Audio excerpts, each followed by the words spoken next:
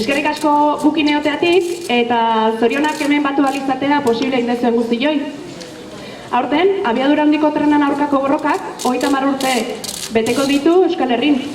30 urtez lurraren defentsan eta eraldaketa sozialan alde. Etxaia boteretsuaren aurkako borroka ez da erraza izaten nahi. Baina inoiz baino gehiago, ikusten ari gea HT-an mitoa erortzen ari dela. Eta 30 urte hauetan, oposizioak emandako aurreikuspenak, hau da, HTA txikizioa, xauketa, elitismoaren adibiderik argiena dela betetzen nahi da. Biriatu aukeratu dugu iparraldeko borrokaliariei omenalditxo bat eskaintzeko. Izane, hemen, iparraldean, ez dute atxeren metro bat ere eraiki oraindik. Zorionak!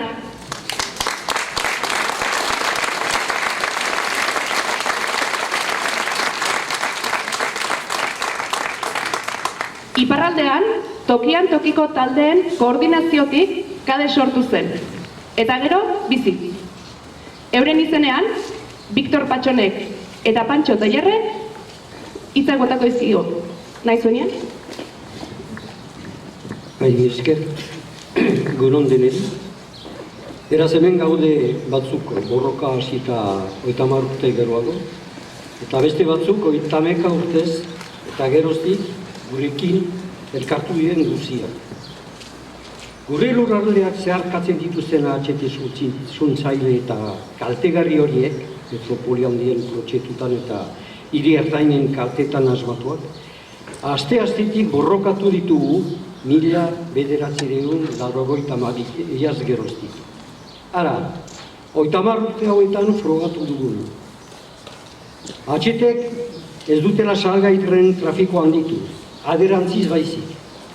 Gero zeuden burrinbideak gehienez ere beren edukiaren errenean erabiltzen ziren eta trafiko handiago zela dinean modernazitatuetan. Eta naiz eta SMA Pro Trans eta zitek ikerketa bulegoetako txosten independenteek arrazoia guri eman bere. Hartan egon dira tematuak. Eta 2014an Baionako geltokian gelditzen ziren trenak bi aldiz zenbatu zituztela onartuaren tematu egin ziren.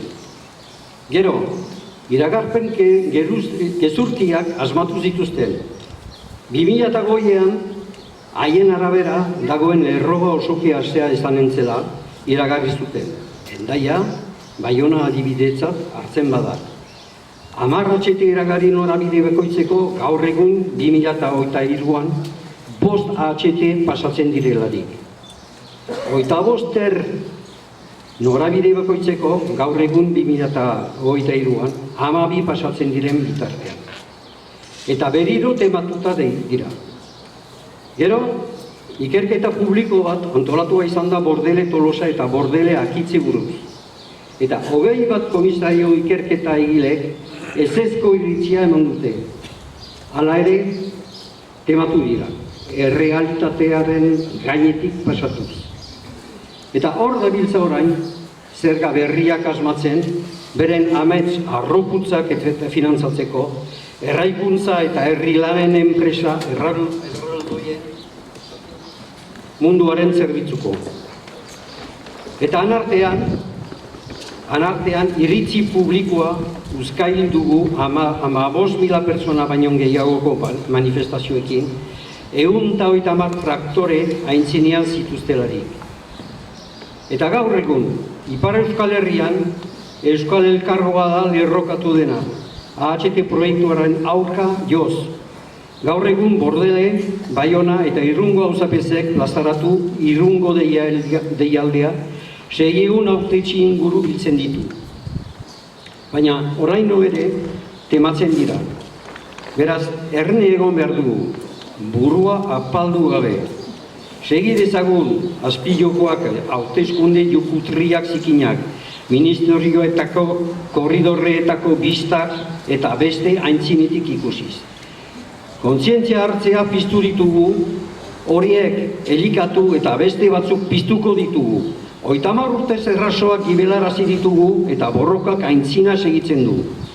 HT-ri ez, jadanik hor diren biden modernazio hori, bai, eguneroko tren baliosai, bai.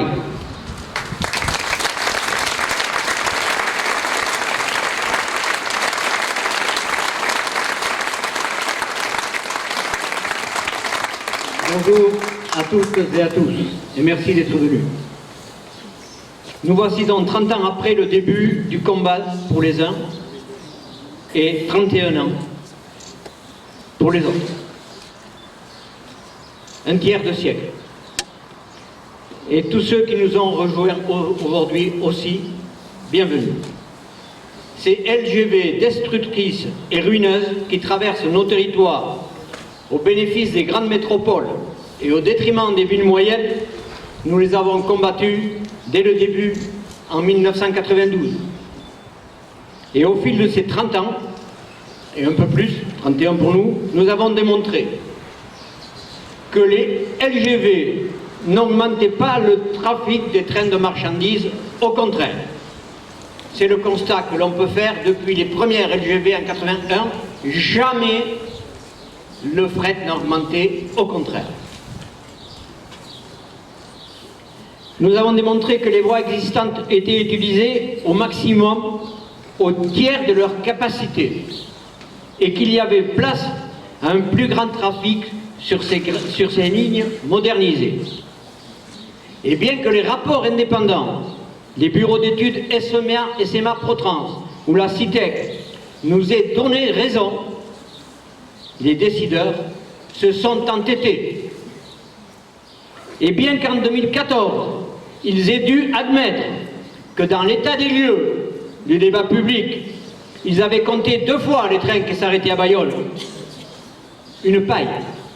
Parce qu'annualisé, ça faisait plus de 14 000 trains par an qui faussaient les statistiques de saturation des voies. Ils ont dû l'admettre, ils ont dû l'écrire. Et ils se sont à nouveau entêtés. Puis ils ont inventé des prévisions mensongères. En 2020, selon eux, la ligne existante devait être complètement saturée. Avec, d'après leurs prévisions, 10 TGV par sens. Aujourd'hui, en 2023, il en passe toujours 5. Avec 25 TER par sens, selon eux. Aujourd'hui, en 2023, il en passe 12. Les trains de marchandises, ils pensaient qu'il en passerait 85 par sens. Eh bien, il en passe 4. Contre 10 en 1999. Et ces chiffres, sur une ligne qui peut accueillir 132 trains. Et pourtant, ils se sont encore entêtés. Tous ces chiffres, c'est par sens. Puis ils ont organisé une enquête publique, pas chez nous. Alors, depuis Dax à Bordeaux, de Bordeaux jusqu'à Toulouse. Et une vingtaine de commissaires enquêteurs ont donné un avis négatif. Eh bien, ils se sont encore entêtés. Et ils sont passés outre et ils ont donné l'autorisation de continuer. Et nous voilà aujourd'hui, les voilà qui continuent en inventant des impôts nouveaux pour financer leurs rêves vaniteux. Des rêves vaniteux au service du monde des BTP. Et entre-temps, nous avons fait basculer l'opinion publique avec des manifestations de plus de 15 000 personnes précédées de 130 tracteurs. Et aujourd'hui, ce sont les élus qui basculent au Pays Basque Nord. Le CAPB s'oppose désormais au projet LGV.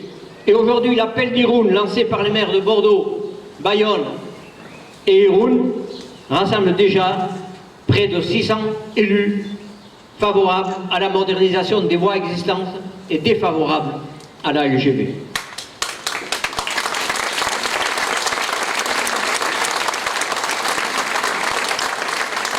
Mais ils s'entêtent encore. Alors il nous faut veiller à ne pas baisser la garde. Continuer à anticiper les mauvais coups, les sales combines électorales, les visites dans les couloirs ministériels. Nous avons fait naître des prises de conscience. Nous allons continuer à les nourrir et en faire naître d'autres. Nous avons repoussé les assauts pendant 30 ans et notre combat continue. Non au LGV, oui à la modernisation des voies existantes et oui au train utile du quotidien.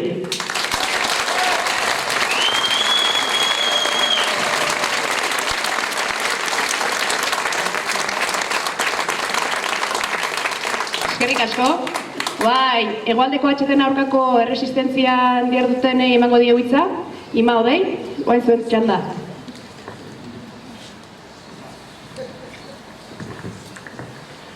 Hogeita hamar urtez HTA oztopatzen, batu lurraren alde. Hogeita hamar urte daramatza Euskal Herrian HTaren aurkako borrokak.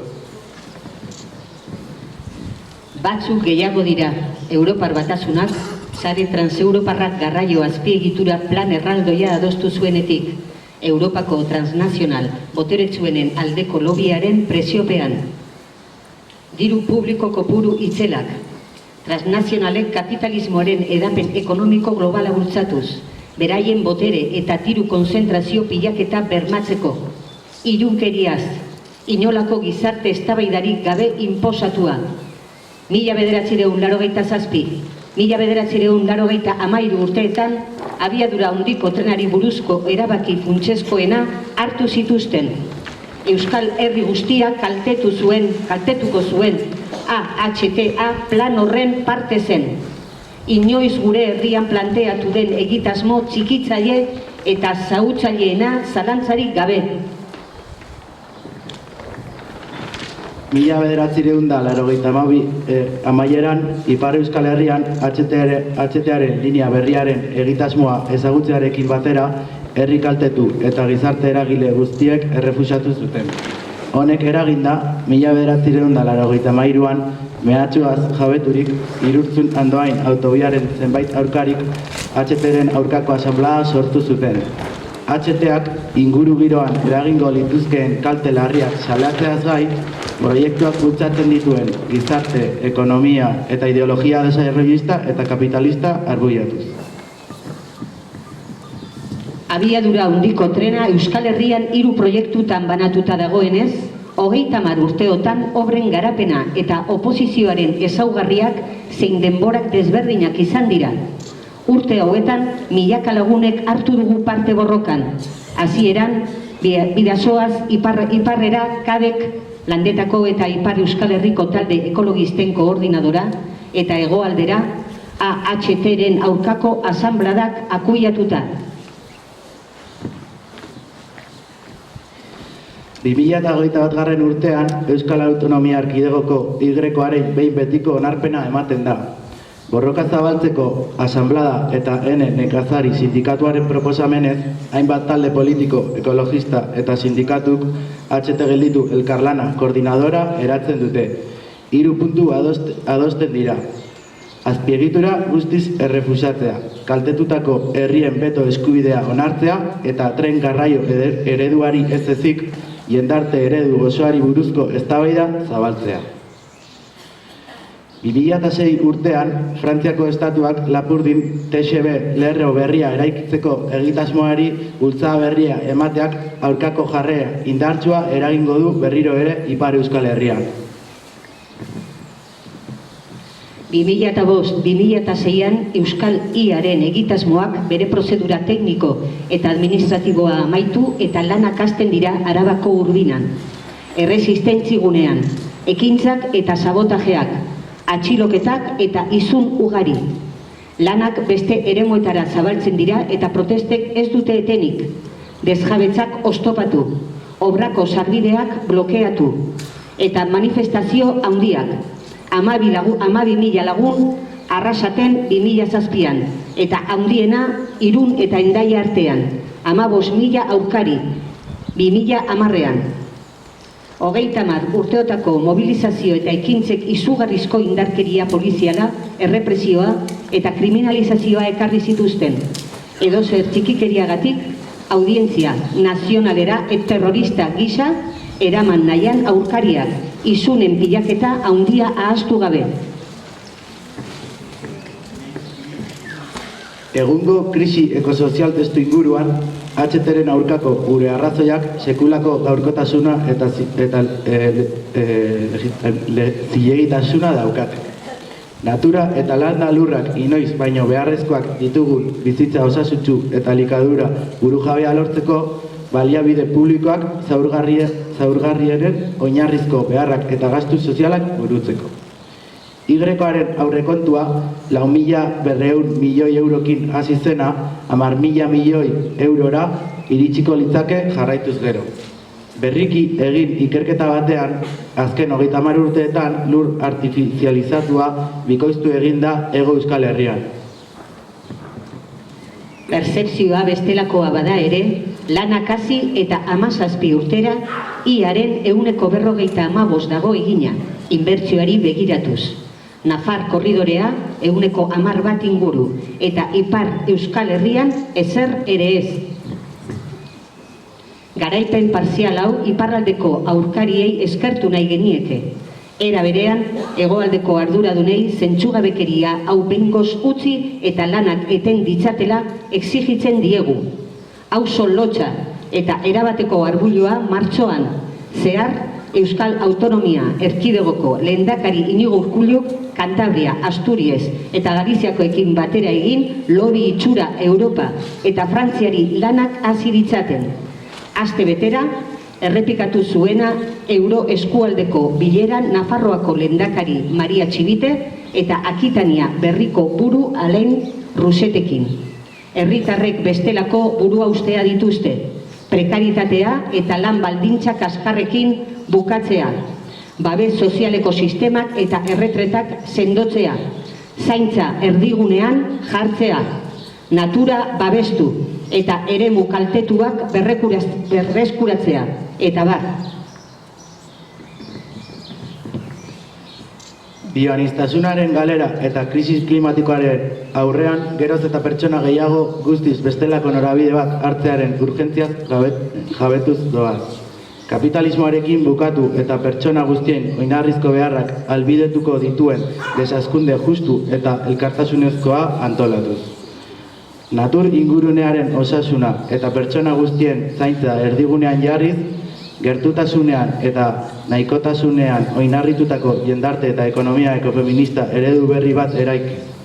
Guztion elikadura burujabetza helburu, agroekologia oinarri, landa eremuak eta komunitateak egiazki babestuz, batu lurraren alde. HTrik ez!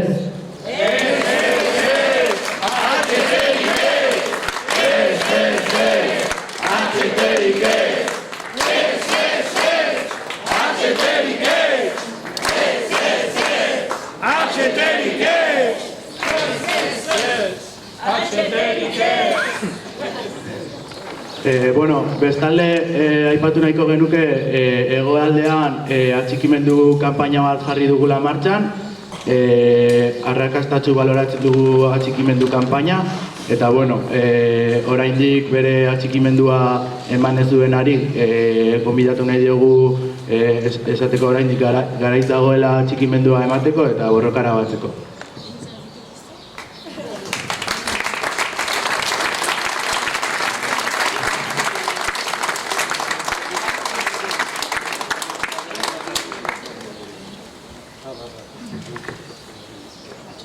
Beno, aipatu bezala, odeiek, atxikimendu kanpaina dago, baina hortik aratago ekimen desberdinak badaude hegoaldean. Horretan dauneko hasiak baia, ja dauneko herriz-herriko erakusketa ibiltariakin badabiltza, eta izaldikin bai. Gaurkoan hemen gaden, hegoaldea eta iparraldea batuta, eta jarraian Iruñean, Basaurin, Oiartzunen, Ondarrun, Donostian, zein beste hainbat lekutan burutuko dira ekitaldi, eta maiatza 6 izangoa egun esanguratsu bat. Eta bueno, gaurko saioakin jarratu, momentu honetan bertsolari emango dio hitza. Jakin dezazuen ore handia dela, Butzako, zuek hemen izatea, Maialen Lujanbio, Sustraiko Lina eta Aitor Mendiluze, eta zinez eskertze dugula, bai gukin izatea.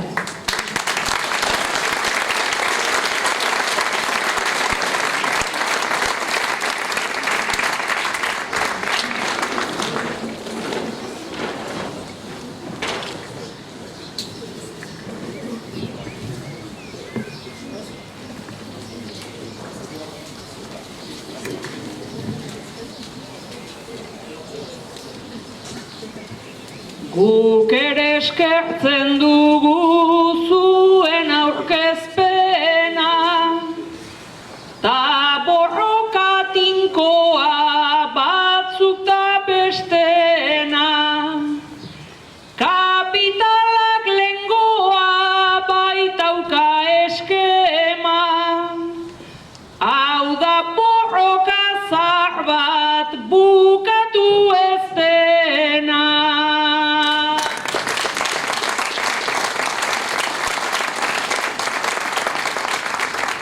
Eta asmo izpirik ez da bukatzeko, ikusiz batzun tema lurra zulatzeko. Honek segitzen badu gaur arte antzeko, lurrik ez da izango oinak pausatzeko.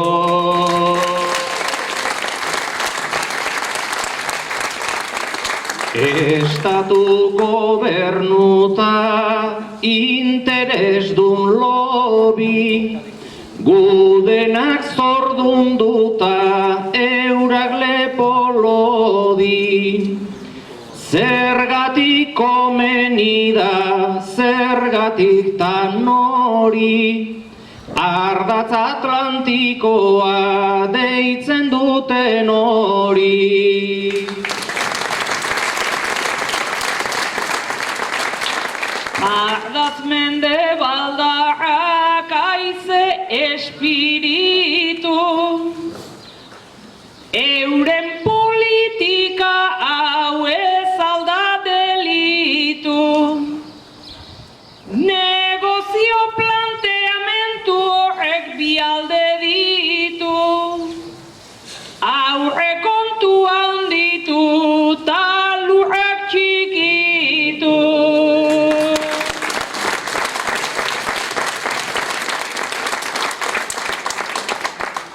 Naizta bizitzan dena izan politika, aipa dezagun gaurko herri dinamika.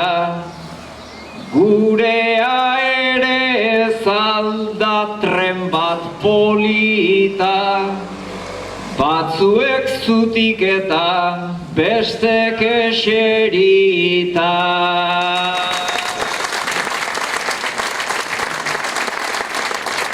Zutik naiz eserita denok bide bera, 30 urtetan bagoaz aurrera. Abiadura handiko deitzen dute bera, baina gurrunago iritsiko gera.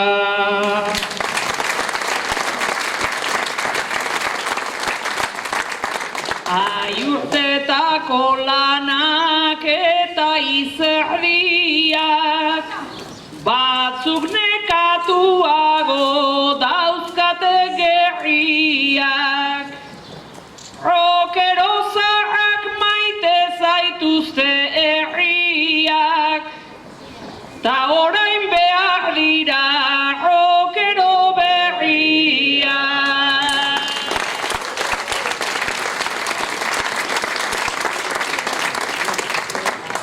Rokero zarrak oraindik gazte badiraute, borrokak irautea dulako bertute.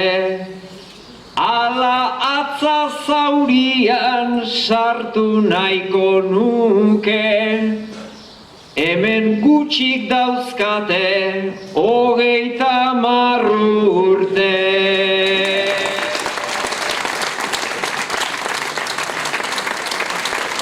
Atxeteak ze beldur eta ze bertigo, gugure tranxerrean goaz polikiro.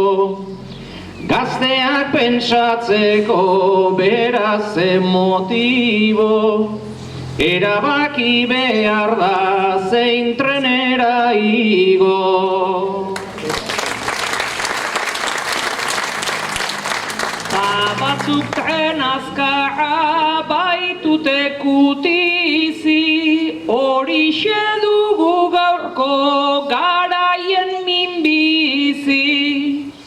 Hemen zarzarrik ez da, bijoa lehenbizi, hemen nahi duguna da presik gabe bizi.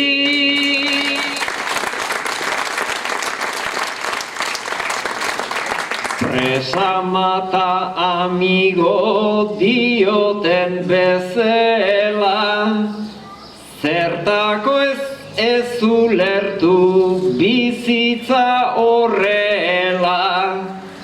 Gazteak tren ontara igo daitezela, ta ezaztu borroka osasuna dela.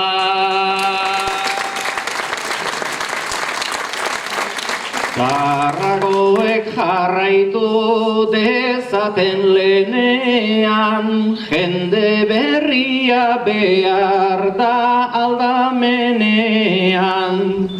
Indarra aitzen da soilik iraunean, hau gorri-gorria zen hasi ginenean.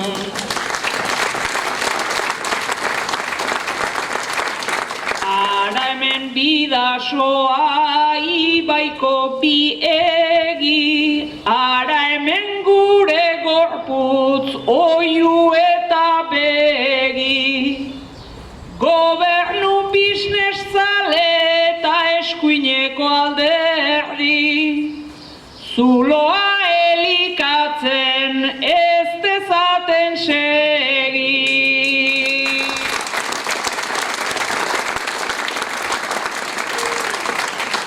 Paradigma berri bat delako gaurkoa, naiz eta trena izan punta-puntakoa.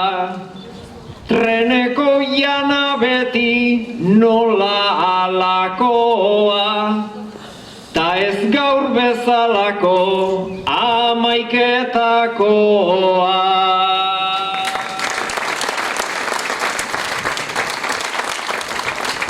Hau esan da ni ere isiltzear nago, berri sortuko gera gaurko azarago.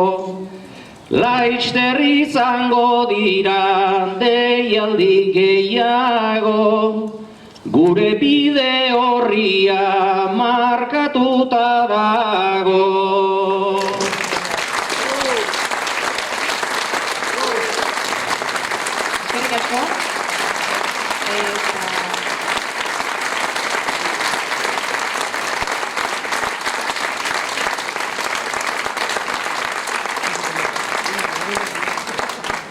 Beno, guztiz amaiera emateko, bai, aipatu duten bezala amaiketako hasi aurretik eta orekatek isek jo aurretik. Emango diegu hitza iparraldetik, hitz batzuk bota nahi dituzte, bizitako egoera judizialetik horren ingurun informatzeko.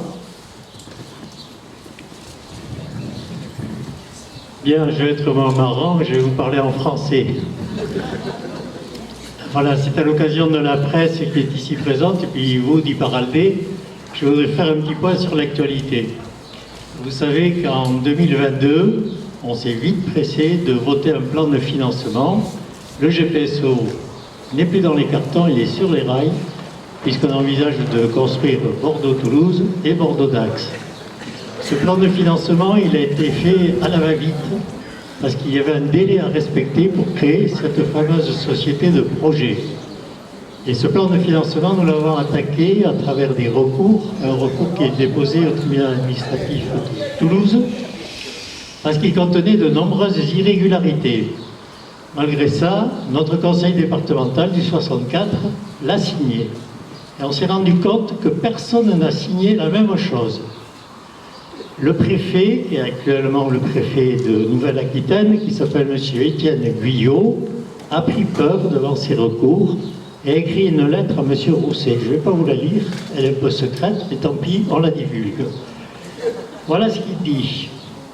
La modification du plan de financement, parce qu'il propose de signer maintenant à toutes les collectivités, de faire signer un avenant à ce plan de financement. Donc il reconnaît qu'il est irrégulier. Il dit la modification du plan de financement est aussi l'occasion de corriger des erreurs rédactionnelles mineures. Effectivement, par exemple, on continue d'attribuer, comme vous le verrez, 70 millions donnés par le Conseil départemental des Pyrénées-Atlantiques, alors qu'ils ont voté pour 54 millions. Mais l'erreur persiste quand même. Et voilà ce qu'ils disent. Voilà ce que dit Monsieur le Préfet. Compte tenu des recours sur le plan de financement signé le 18 février 2022, qui invoque des vices de légalité sur les délibérations des 4 collectivités, dont la région Nouvelle-Aquitaine, nos conseils juridiques recommandent, afin de sécuriser davantage le plan de financement, une délibération sous la forme de 3 articles. Donc ils prennent peur, a posteriori, ils vont légaliser ce plan de financement. Alors nous sommes adressés à M. Lasserre et à tous les conseillers départementaux, parce que je veux rafraîchir la mémoire. Le conseil départemental a voté ce plan de financement sous conditions. Alors je vais vous donner les conditions qu'avait écrit M. Lasserre de sa petite plume. Il avait écrit « Nous votons ce plan de financement aux conditions suivantes.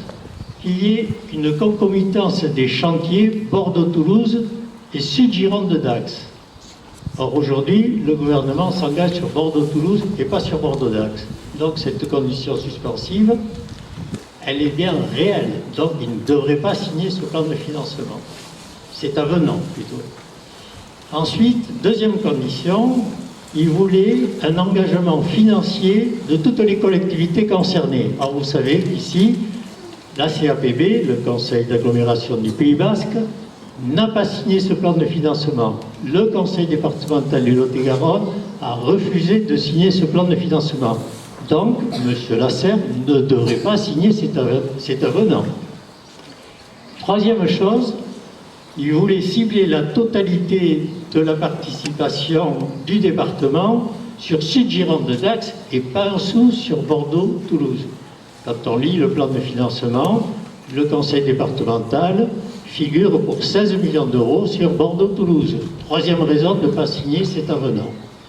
Et enfin, on faisait remarquer que voter cet avenant consisterait à avaliser un détournement de fonds. En effet, le département s'est engagé à financer 54 millions sur le GPSO et 16 millions pour l'amélioration des voies existantes. Or, dans le plan de financement, on a fait 54 plus 16, on a mis 70 millions sur le GPSO.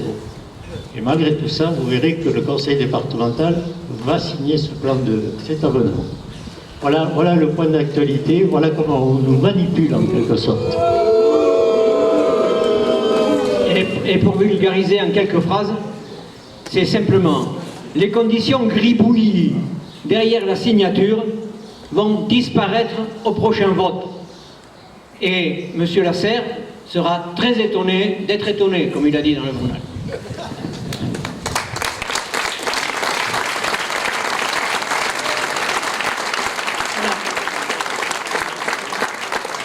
Baina bai, amaiera eman baino, eta zorretik eskerrik asko zueire, hemen izateagatik.